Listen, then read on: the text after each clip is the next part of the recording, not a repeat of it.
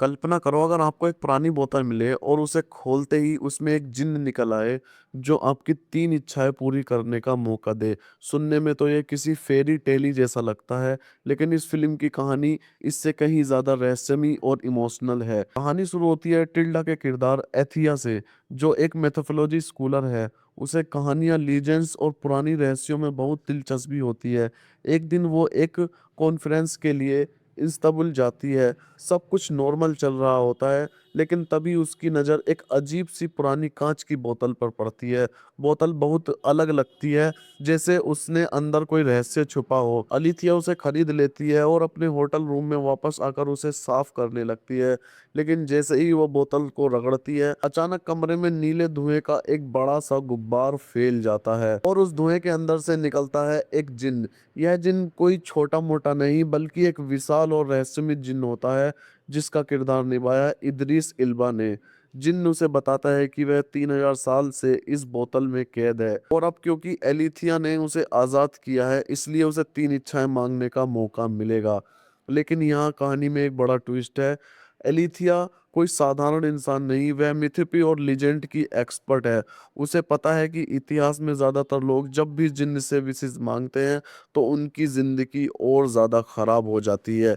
इसीलिए वो जिन्न की बात पर भरोसा नहीं करती। वह कहती है, मैं कोई विश नहीं मांगने वाली। जिन्न हैरान हो जाता है, क्योंकि 3000 साल से शायद पहली बार कोई इंसान उसकी विशेष लेने से मना कर रहा था। फिर जिन्न उसे मनाने के लिए अपनी 3000 साल पुरानी कहानी सुनाने लगता है।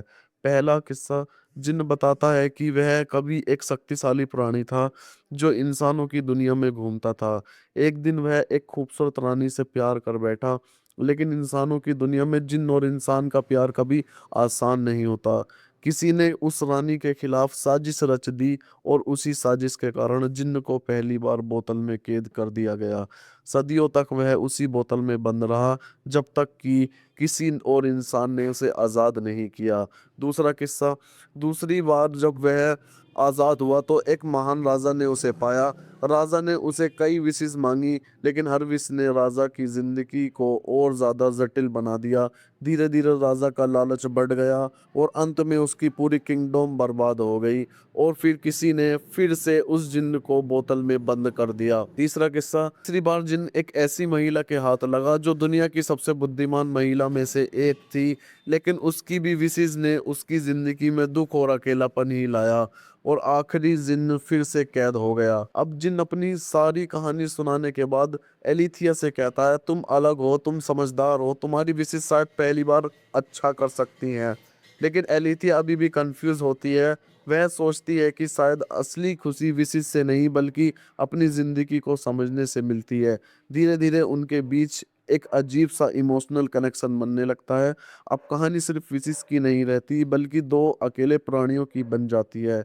एक इंसान और एक एक इंसान और एक 3000 साल पुराना जिन्न। और आखिर में एलिथिया एक ऐसी विश मांगती है जो जिन्न की जिंदगी को हमेशा के लिए बदल देती है।